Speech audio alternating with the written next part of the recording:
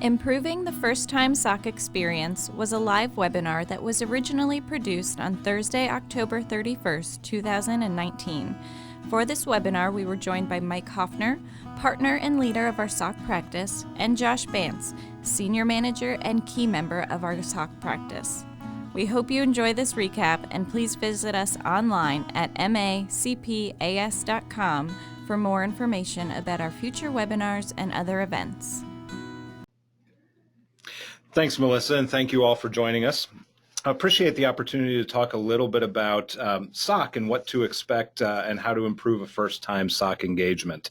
My name is Mike Hoffner, partner in charge of our SOC practice here at McKonly and Asbury, and I'm also a SOC specialist in the AICPA's peer review program, and in that role have seen lots of really successful SOC engagements, both in our firm and around the country, and also a few that maybe haven't been so successful. So look forward to sharing some of our thoughts on how you might be better prepared to make it one of those successful and efficient engagements.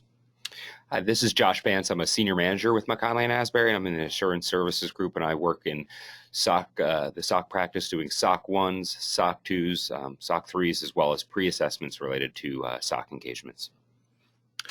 So we're going to spend the next hour here talking mostly about, again, some of those tips and tricks to ensure an effective and an efficient SOC engagement. But before we get into that, I want to spend a little bit of time reviewing the types of SOC engagements, what they're used for, who might be a candidate for those, understanding that some on the call may be very early in their SOC journey. Some may be well-versed in this, and there may be some of you on the webinar that have not even thought through what a SOC might mean for your company. Hopefully you have thought a little bit about that since you logged in and are listening to us, but we thought it'd be important to spend a little bit of time talking about different types of SOC engagements so we have a common framework and common language for the rest of the conversation. After we go through that, we'll talk about some of those tips and tricks, the things that we think can be done to make an engagement much more efficient and effective than if you just go into it sort of shooting from the hip. And then we'll wrap up with just a high-level understanding where Josh will walk us through what kinds of activities and what kind of interaction you can expect the first time you have a SOC engagement performed. And we think that part is probably the least critical, because if you take heed to the things we talk about leading up to that section, the actual engagement itself will be almost a non-event because it will be so well planned and so well prepared for. But we will spend a few minutes so that you have a picture, if you haven't been through it, of what a SOC engagement might look like.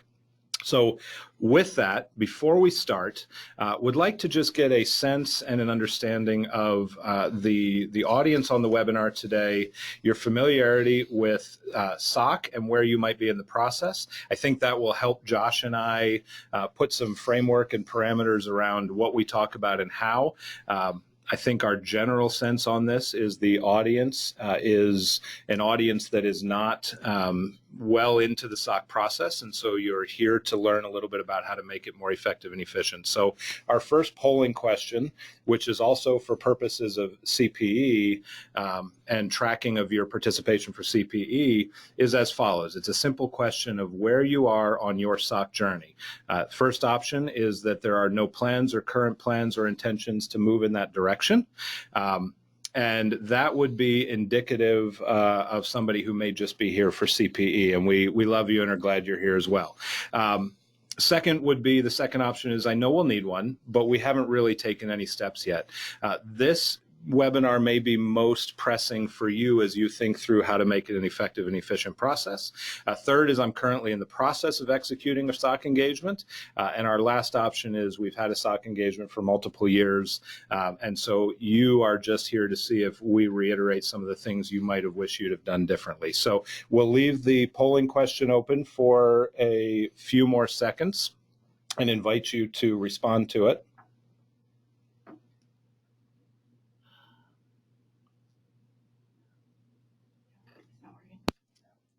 And apparently our polling question is not working. So if you're there looking at your screen trying to click on something and it's not working, well, thanks for trying. We appreciate that. So here's what we're going to go with.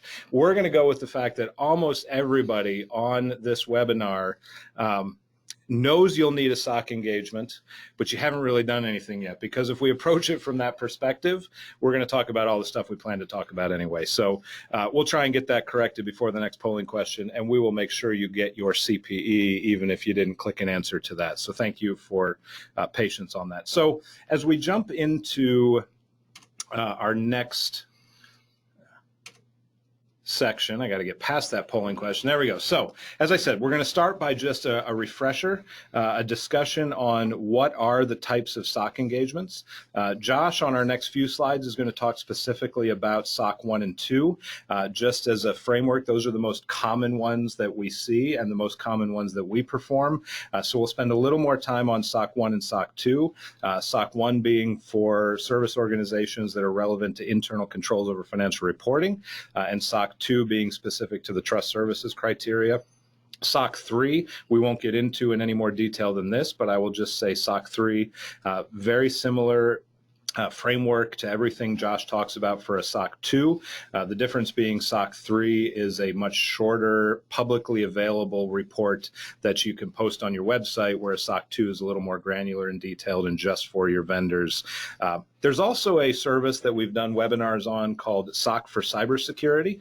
SOC for Cybersecurity, we won't be talking about in any more detail during this webinar, although I think the processes you will go through in a SOC for Cybersecurity engagement would be virtually identical to the high-level things we talk about here.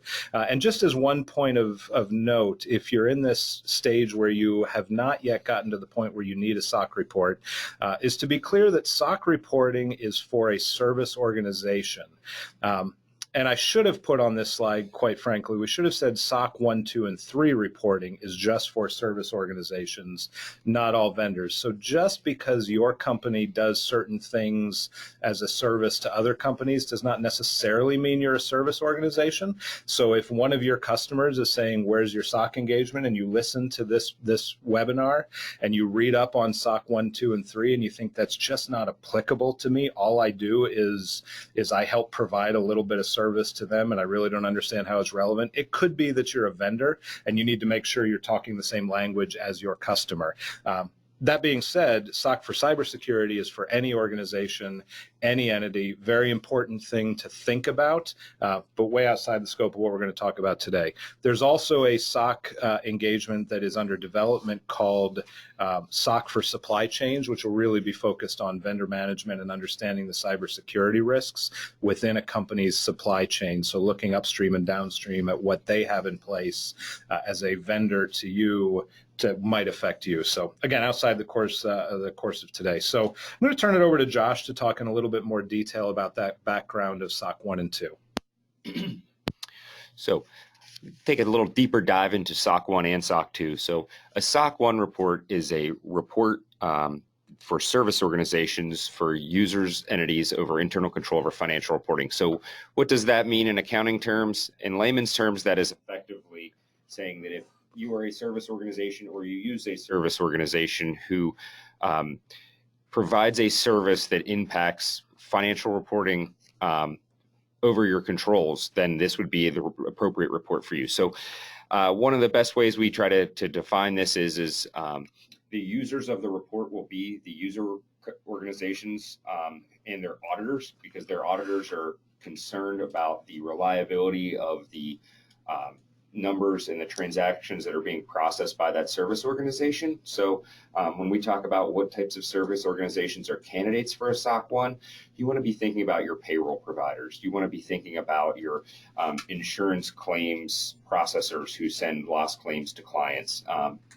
And those clients then in turn record those losses on their financial statements, and the auditors would be interested to ensure that there was internal controls over the processes at the service organization for producing those numbers and that data. So when we look at it from that perspective, you really want to look at if you're getting information from your service organization, or you're a service organization who provides information that is recorded on financial statements, then the SOC 1 would be the appropriate report for you. So let's take a little deeper dive into the SOC 2. There's always a lot of confusion between SOC 1, SOC 2.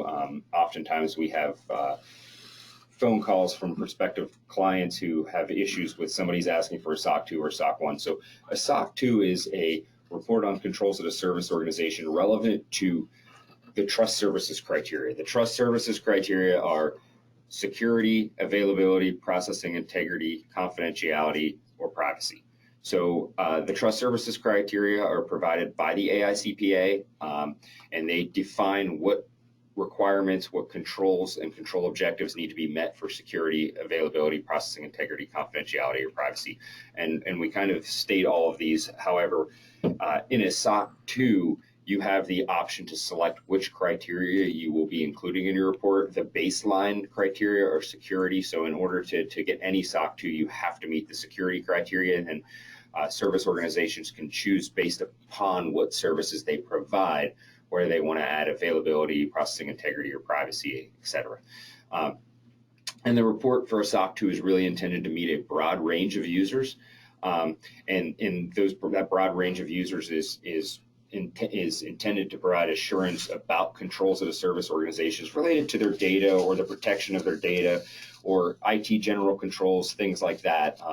The types of organizations that are candidates for these, the service organizations we generally see are software as a service is one, data centers where, they're housing servers for clients, and certainly clients are interested in the protection and security over their data that is being hosted elsewhere.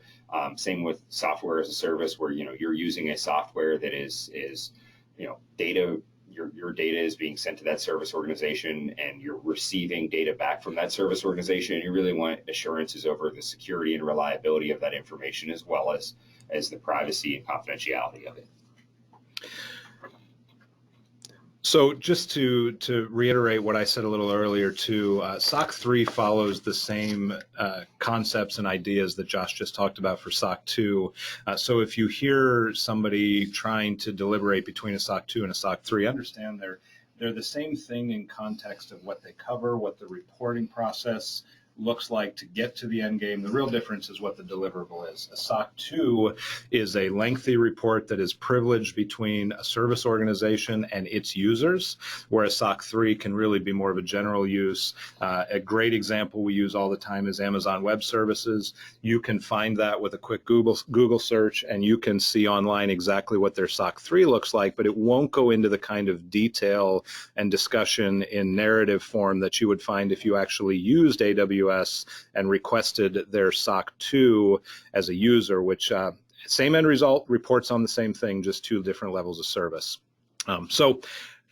Really not intended today to be diving into the differences between SOC 1 and 2 and who they cover, but we did think it was important, A, to set the framework and the language we're going to use, and B, to just point out to those of you that are working towards your first SOC engagement, there is a common misconception and misunderstanding in what a user is asking for of their service organization. We have worked with companies that have been asked for a SOC 1 when clearly, based on how these definitions are written and what the purpose of a SOC 1 versus the purpose of a SOC 2 are, it really should be a SOC 2. At the same time, you may be asked for a SOC 2 and you sit back and look at what you actually do and realize, in my software as a service world, maybe it's not a SOC 2. Maybe I'm really just doing something that is more appropriate because it directly impacts their financial reporting. It's really a SOC 1.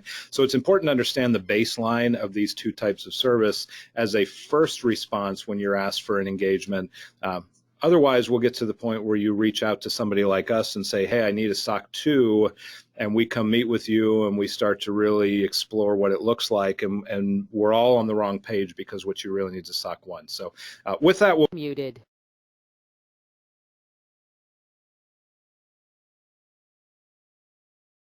Obvious thing, but wanted to paint a little word picture for you on what we see often. And we've worked with companies that are spot on what I'm about to talk about, this scenario 1, and then we've worked with a lot of companies that are scenario 2 that'll be on the next slide. And if you're one of my clients on here, I'm quite sure that you are this first or the second scenario where everything went perfectly. But what we see often happens is the phone call comes in and says, I need a SOC 2. I have a customer that's been asking for it for the last 6 years, and I keep saying no, or I keep giving them the SOC report for one of my subservice providers. And they've been okay with that, but now they've told me I have to have it in the next 6 months, and if I don't, they won't renew my contract next year. Let's go. And that does happen too often because this is a significant investment of time and energy to execute a SOC engagement.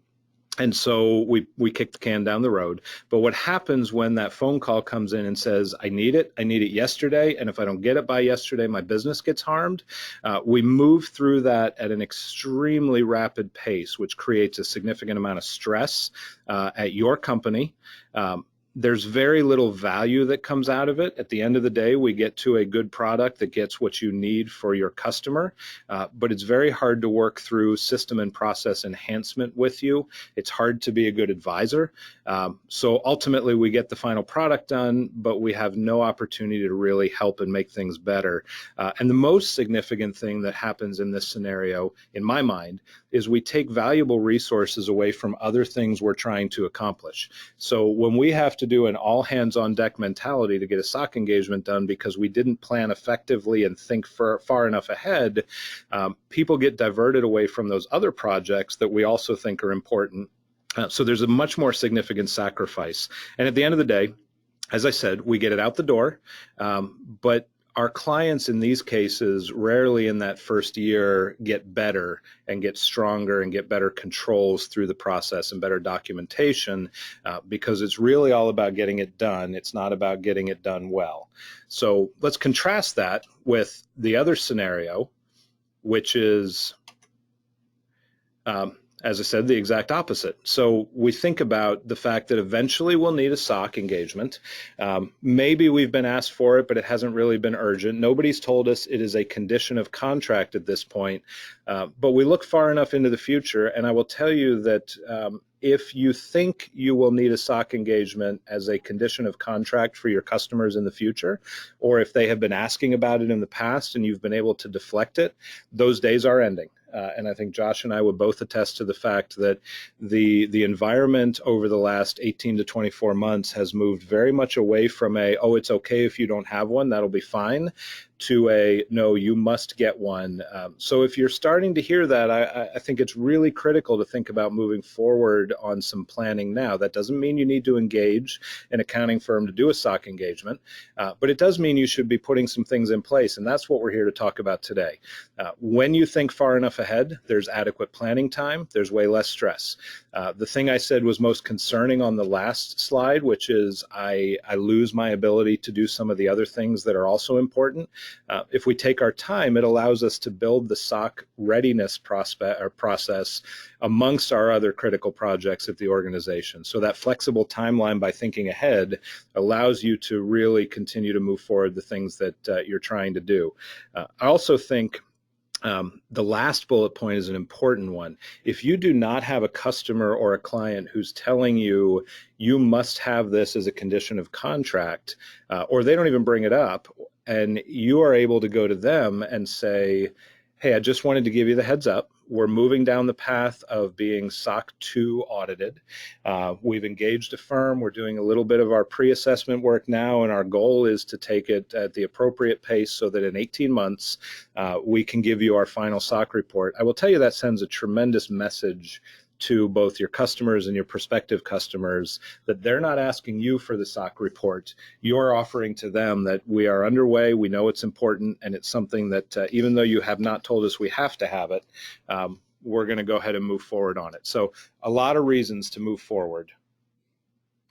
So we're going to try again on a polling question here and see if we can make some headway. So polling question number 2 for us is which statement do you consider most accurate for your company? First, that you demand SOC reports as a condition of contract from your vendors. So that meaning you look at your vendors and say, look, if you are my data center, I will not continue to keep my data at your house unless you have a SOC report that I can look at. Second option, we ask for SOC reports, but we'll still use a vendor if they don't have one. We just hope that they get us one. Third, we look at our vendors and we say, we're good to go. We trust you. We hired you for a reason. I don't care about a SOC report. And the last one is there's really no organizations in our list of vendors that I would really consider to be a service organization. So this is completely and utterly irrelevant to me. So if you would take just another 15 seconds, 10 seconds and answer that, we will then go ahead and move on, and we'll see what the general consensus of our audience group is.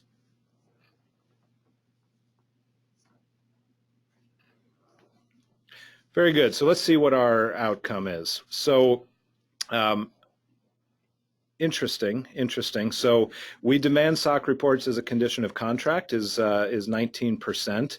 That is a hard line that I think is appropriate depending on what the nature of your business is. I would not say that is the best practice for all organizations, but I think it's important to a lot of organizations. Our interesting one to me is a number of you answered the question that we do not use service organizations, so this is irrelevant to us. And I would tell you that as we go through this, maybe you should rethink who you're using as a vendor, because in today's digital economy, it is highly unlikely in my mind that you are not using any service organizations to support the operations and functioning of your business.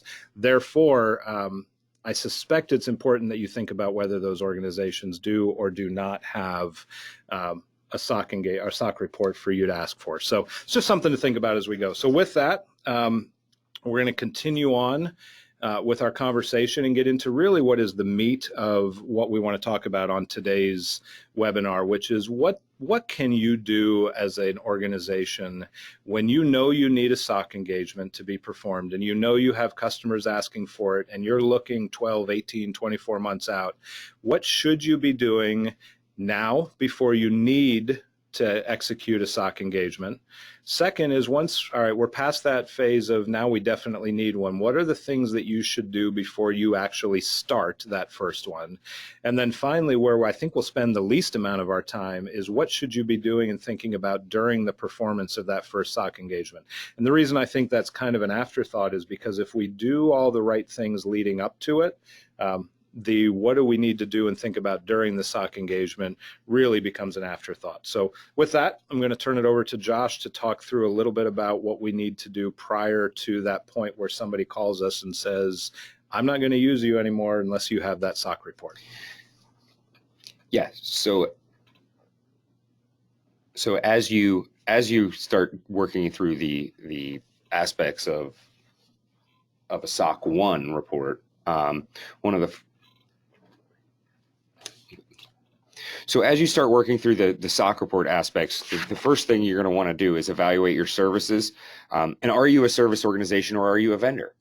That's a big question. Obviously, service organizations, you provide a service to somebody else. If you're a vendor, you may be in a business where you're part of a construction contract or so forth. And in that situation, obviously, being a vendor, you don't necessarily need a SOC report. SOC reports are really for organizations who provide a service to other users, so that it really helps provide some understanding of what you're doing between a vendor and service organization. Know what type of report your customers should be asking for. Mike and I see this probably on a monthly, if not weekly basis, where somebody has a question and then one of their customers or vendors is requiring them to get a SOC report, and based on what they do for that customer, they're not even asking for the right report. There's been times that they've asked for reports that don't even exist. And that's not an uncommon thing either. So, when you really start thinking about doing this, you really want to take a look at what you're doing, how you're doing it, and understand beforehand what types of reports you would maybe be expected to have or be demanded of you from your customers. The next aspect of this is really starting to evaluate your internal control environment. A SOC report, whether it be a SOC 1 or a SOC 2 or a SOC 3 for that matter, is really about your internal controls over the service that you're providing to your customers. So you need to be thinking about your internal control environment. How are you ensuring that the transactions that you're processing for your clients are accurate and complete? how are you ensuring that the servers that you're hosting in your data center are secure and have not been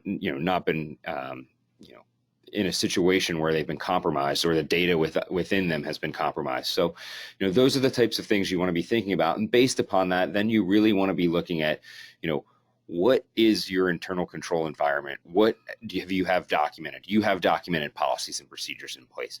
Have you defined, within an org chart, individuals' roles, job responsibilities, segregation of duties to have in place those internal controls, and then the nature of the controls you have in place. A great control environment has policies, procedures, and then they also have preventative and detective controls in place to ensure that, hey, this is what we're doing to prevent this from happening, and this is what we're doing to detect it if it does happen.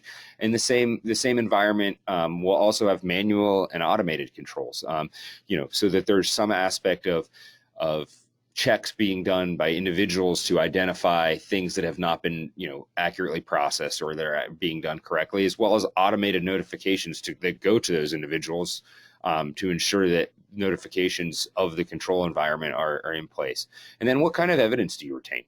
And based upon what you do. I mean, we always kind of say this is that, for a control environment, if you don't document that you did that you performed the control doesn't exist in our opinion. So we have to be able to see it. You have to be able to have documentation of it.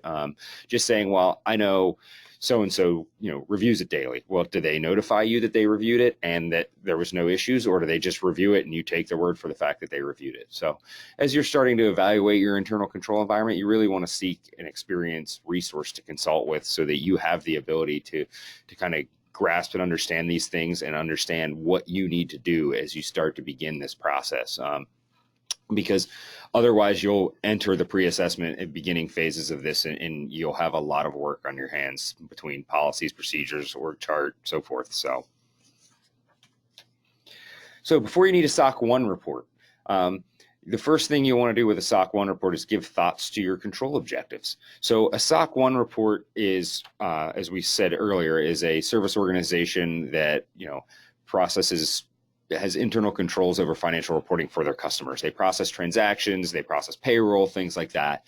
And with a SOC One, the service organization needs to define the control objectives over what they do. A perfect example of this, so I can kind of take it out of accounting speak into, from a control objective standpoint, is if you process transactions, you have controls over the input for the data that you may receive to process those transactions. Has somebody reviewed it? Has somebody, approved it prior to it being input? Now you're going to process that data, whether it be processing a transaction, whether it be processing payroll. What happens during the processing phase to ensure that the processing occurred without any errors? What controls do you, what are the control objectives around those? And then you have an output/reporting controls that are related to that as well. So in that case, you really want to be thinking about what you do for your customers from the time the process starts till you give them the end product, whether that be a report that identifies what payroll was paid and how it was paid, or whether it be, insurance loss claims that you're providing to your customers so that they can record losses for,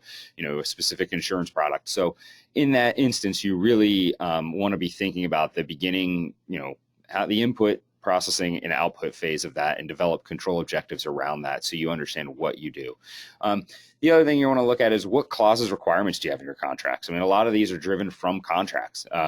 Your customers may require that you do certain things. It doesn't necessarily mean that they're going to require a SOC One, but they may require that you have specific controls, specific requirements, or processing requirements over the items that they're providing you and you're doing for them. So you want to look at that because that starts to outline some of your control objectives and gives you a great start for developing control objectives. And then what processes do you sell as part of delivering customer service? Like, what do you say that you're doing that delineates you as a service provider? And in that situation, you certainly want to be able to evaluate those and determine whether those meet, the controls and control objectives that would help, provide the internal controls over financial reporting for your customers.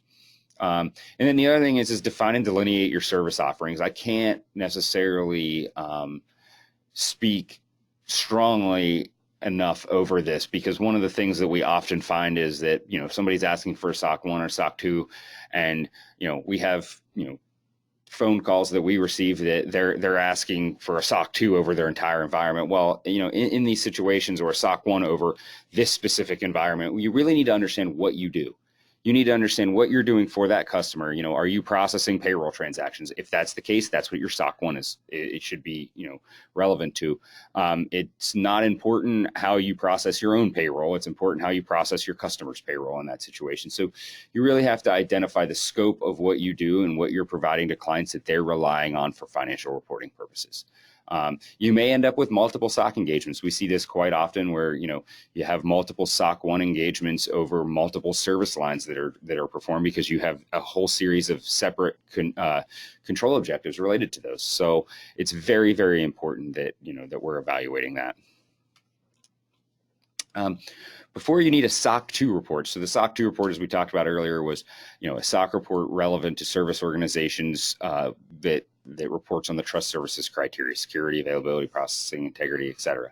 So the first thing you need to do is define your scope in this situation. What services systems are appropriate for this SOC report? What are you doing for your customers? Are you, once again, a software as a service organization? What is that software line that they are using you for?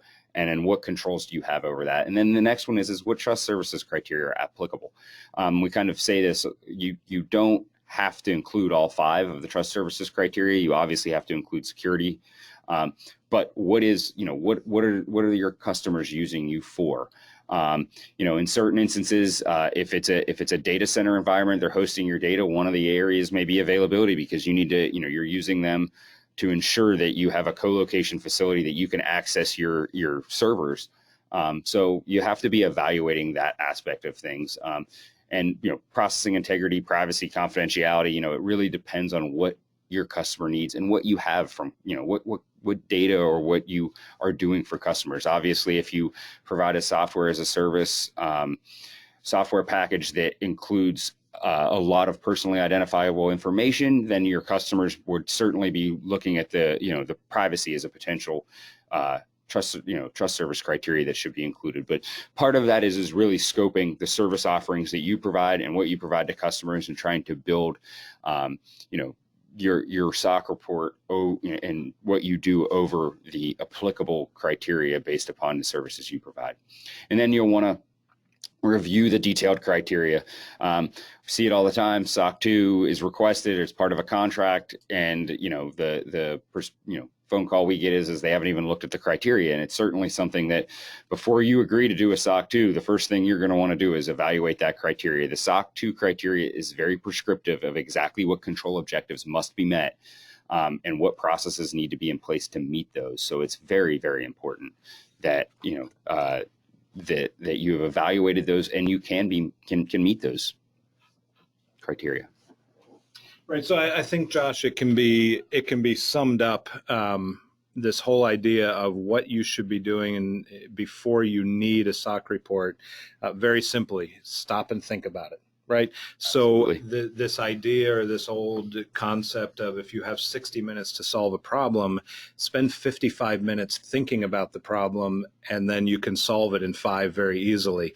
And I think too often we don't stop and really critically evaluate and think about, what are we going to need in a SOC report? What systems does it cover?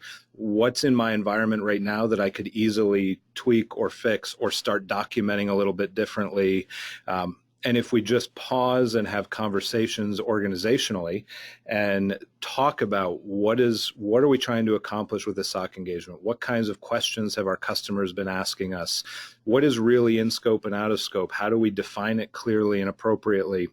If we just stop and think before we get to that point where somebody calls and we know we actually have to now execute a SOC engagement, all that time invested will make the actual pre-assessment and SOC delivery process almost, I won't say easy, but almost easy. So take the time to think about it. If at some point you perceive the need for a SOC engagement over your organization or your environment, even if it's 2 years out, it is time really well spent to start to process and document some of these items.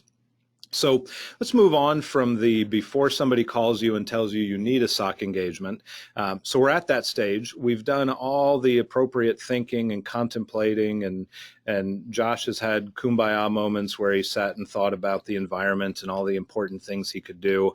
And now we need to start. So let's talk through a few things that need to be done in our mind before you actually begin the first stages of your first SOC engagement. So first and foremost, a SOC engagement is an engagement that has to be done by a CPA firm. It is not something that a IT consulting firm can do.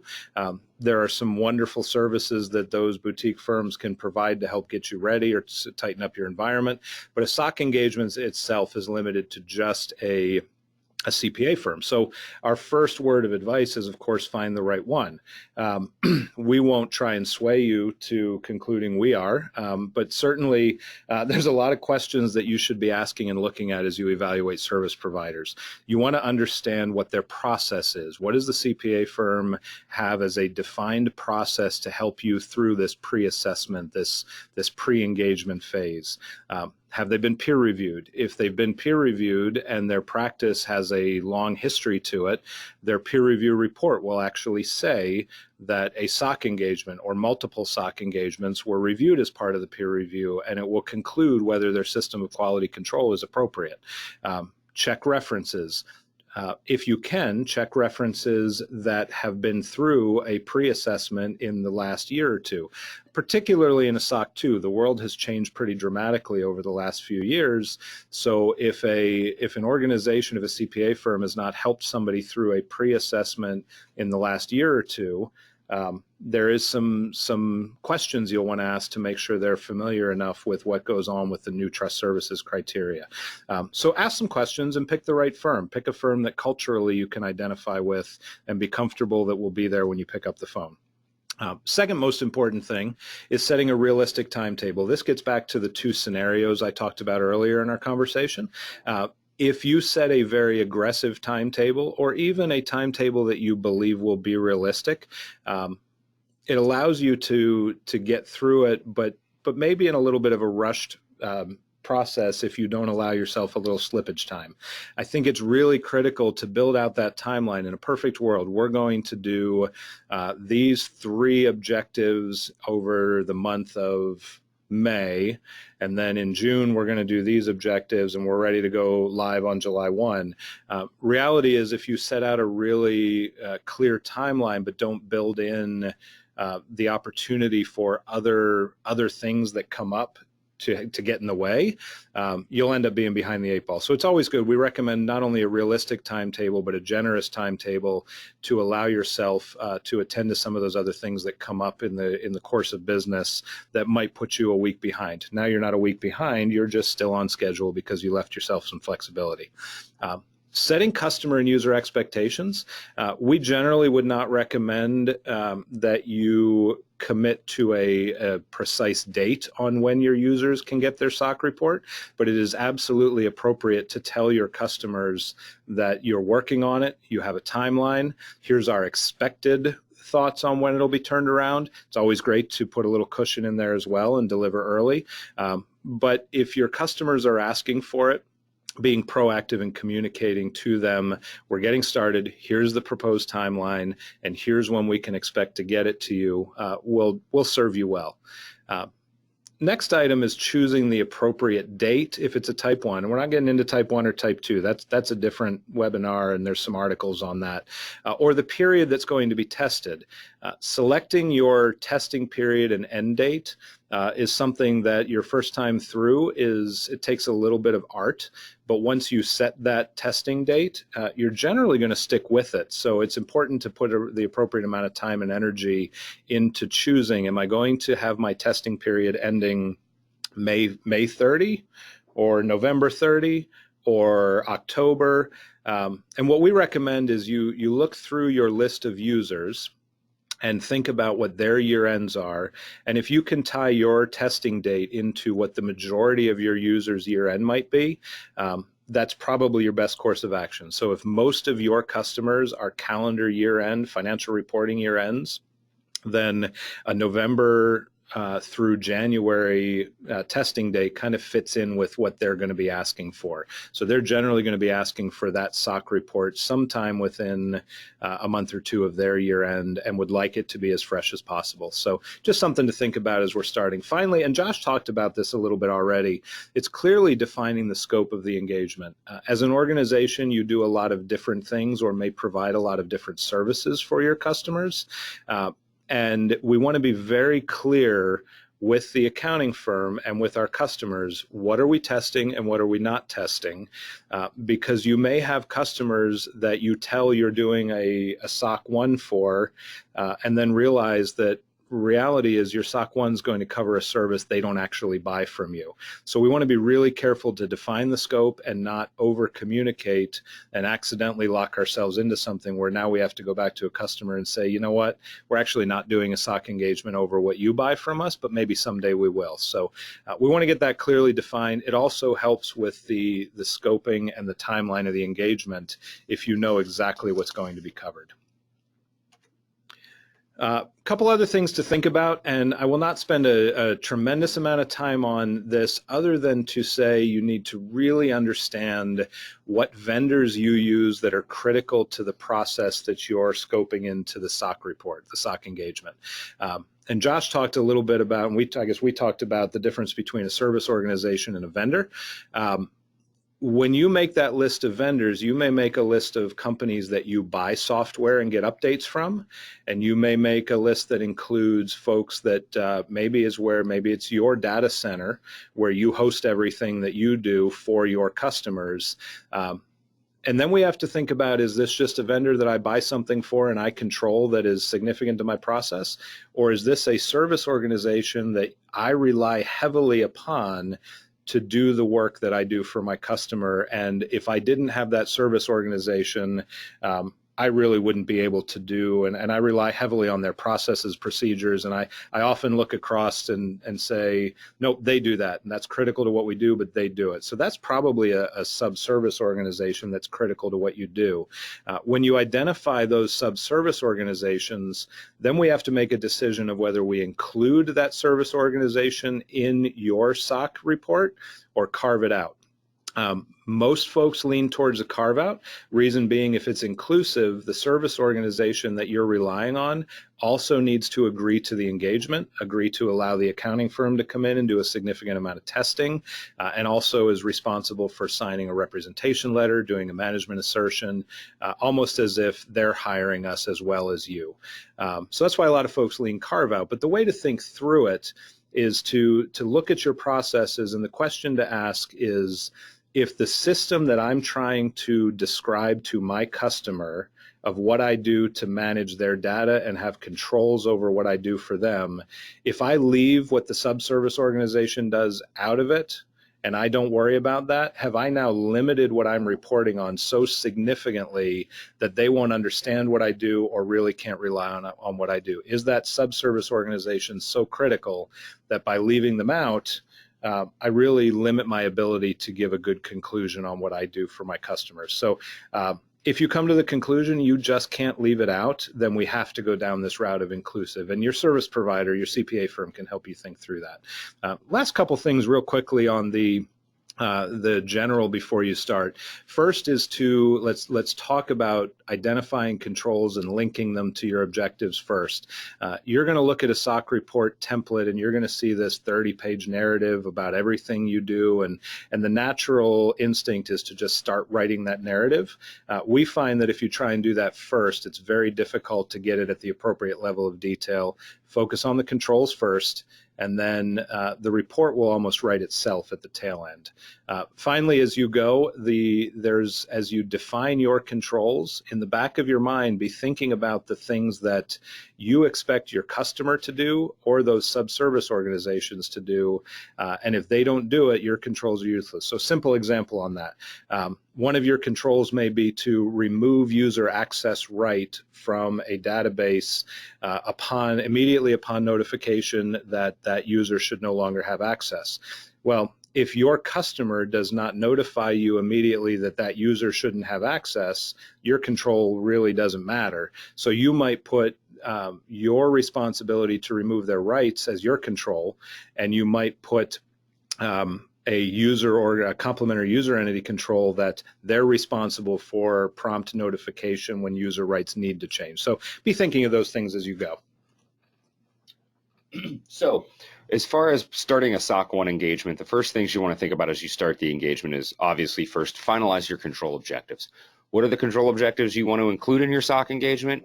And then what control objectives would your customers want to see in the SOC engagement? And be clear and relevant with your objectives to a broad base of users. I say this only because we oftentimes see people who, and organizations who try to write their control objectives specifically to certain customers, and it's not about customers. It's about what you do for, within that service offering that you're providing it for.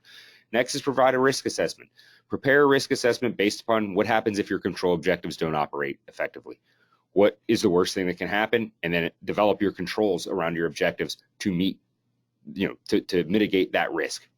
List out your controls, specifically use a mix of policy procedure type controls, then preventative and detective controls. You want to prevent X from happening, and you want to detect X happening if it does actually occur. And then understanding activity versus control. We see this quite often, but an activity is me passing a piece of paper to Mike. A control is me reviewing that piece of paper and then giving it to Mike for his review. Review is one aspect of a control, but you really want to have controls where it's some aspect of preventing something from happening or detecting something else that is happening. An activity is moving paper from one place to the next, and they do not really qualify for what is a control to meet the objective. Next, you want to walk through your controls. Walk through the controls that you list to make sure that those controls are working during your walkthrough. Is there documented evidence of the control? Do you have sign-offs? Is there notifications? Is there a ticketing system to track that this control actually occurred? And then would they prevent or detect the error or mistake that they're intended to do? Obviously, it's not worth having a control if you're not going to be able to detect all of the errors or mistakes that occur. And then lastly, you want to update policies and procedures that you may already have in place to reflect the details of the new controls or controls that you've put in place to start the SOC One engagement. So before we start a SOC 2 engagement, obviously we talked earlier about the SOC 2, you want to finalize your trust service criteria to be covered. Before you even start developing controls around those criteria, you need to know what you're including. Security, and then are you including any others for the SOC 2? Read and understand each of the criteria to be met. The criteria for security are based upon the COSO model. Sometimes they're very vague, but you want to read and understand those. If you have questions, certainly reach out to whoever's working on your pre-assessment, readiness assessment, or to your auditors, just so you can have a full understanding of exactly what controls you need to build out under those criteria. Use the points of focus. I talk about points of focus. We haven't gone over that yet, but the AICPA with their 2017 trust services criteria that they put together included points of focus for each criteria. Those are things that are triggers for you. They aren't specific controls, but they say these are the types of things you should be doing for this criteria. And then lastly, or not lastly, but last for this slide would be perform a risk assessment. We talked about the risk assessment for the SOC 1, same type of risk assessment for the trust service criteria. And then you want to list out your relevant controls to achieve your trust services criteria. Once again, just like the SOC 1, trust service criteria, what controls meet that? Preventative, detective, make sure you use controls versus activities. Don't rush the process in a SOC 2. The control objectives, the common criteria and the control objectives are very burdensome at times. So you definitely want to make sure you do one criteria at a time, get feedback during the pre-assessment to make sure you're on the right track. Then you'll walk through those controls to ensure that the evidence is in place and update your policies and procedures to reflect those changes. So I think the important message as we get in through that pre-assessment is taking our time and getting things really understood before we go forward with the engagement itself. So thanks for that, Josh. The last couple things here, I think we had mentioned already. I mentioned that I thought the easy part of your first SOC engagement is actually the performance of the SOC engagement. If you do all the things in the two phases that Josh and I have already talked about, the engagement itself should be almost a non-issue. It should go very well, but there's just a few things to keep in mind. First, keep open lines of communication with your service provider. I think the more dialogue and communication you have as the testing goes on, the better the outcome and the quicker things will go and wrap up. We already talked a little bit about having documentation. Make sure that documentation gets retained so that when samples are selected to go back and look at something that might have been done 3 months ago, you can easily find it. One that I think is really important to focus on in our conversation now is this third bullet point. If there are exceptions, I think it's natural in your very first SOC engagement to have a sense of panic and concern that you're failing your reports, you're going to have issues, your vendors are going to look at things, your customers are going to look at things. We just advise you to take a deep breath. Don't panic. Understand what the nature of the exception was. So if 1 out of 62 items selected didn't have the right authorization on it, sit back and look, was it just an isolated error, or was there something in your system that caused that one to slip through the cracks and could have happened to multiple others? And make sure you have other controls that you've identified that are operating effectively. You will still be able to conclude that the control objective is met, even if there is 1 or 2 exceptions. Our problem comes in when there are numerous exceptions within the same control objective. But if we've done our job on pre-assessment and we've done our job leading up to it, we know that we're going to have good documentation. Reality is, though, mistakes happen, and when mistakes happen, we may have a isolated error or 2. That is part of the process, and don't panic. The last thing you can do then in section 5 of your SOC report, there is an opportunity for you as management to put a little paragraph in that says, in this control, we had 1 out of 63 that didn't work. Here's what happened, and here's what we've done since then to make sure it won't happen again. There are going to be cases where you'll identify a control. So for instance, maybe in a 6-month period, one of your controls is related to what you do in the event of a security incident that's been identified, but there were no security incidents during that 6-month period. Also not a significant issue as long as we have good policies, procedures. We can look at other things around that control objective. All your CPA firm will ask is, show me how I can validate that control, that instance didn't occur. There were no security incidents. And then there will be some language in your report that will say there were no security incidents during the period. It's not a problem to have that happen, and it happens actually quite frequently. And then the last thing is during the performance of the engagement is to make sure that you revisit regularly those complementary user entity controls we already talked about and have a complete and comprehensive list of the things you think your customer should be doing in order to rely on your controls. So last polling question, which we'll leave open very briefly here since we're almost out of time. We have a little bit more we want to do. If you were to need a SOC engagement today, simple question, you believe that your policies, procedures, and controls are sufficiently documented that you are ready to roll on a SOC engagement, true or false? So we're just going to leave this one open for about 5 more seconds so that we can get it closed out and keep moving towards our wrap up here. So if you make your selection, I am hopeful that you all say true, we're ready, but I think reality is that what we'll see is that we all know we have a little bit of work to do. So, and we're running around 50-50. There are some of you that are absolutely ready and others know you have work to do. Josh and I would encourage you, if you're in that second category, to do the things we've talked about. Take your time, think, process, and if you do that, you'll be set up for when that happens. So we're going to just take the last few minutes here in our wrap up to go ahead and talk about what you might expect on your very first engagement when it is go time. Yeah, so when you have actually identified all your controls and engaged and are starting an engagement, you know, the process will look like pre-field work planning from your auditors, you know, understanding the engagement timelines, when you expect it to have your testing period, et cetera, and you get an engagement letter, and then an affirmation of the pre-assessment. Hey, this is what occurred in the pre-assessment. These were the controls you identified. Do they still exist and are they still in place? As far as the actual engagement time frame, you're looking at detailed request listings coming from your auditors. You know, they're going to send you lists of, you know, requests for each control. They're going to go control by control and say, we need to see X, Y, and Z for these controls.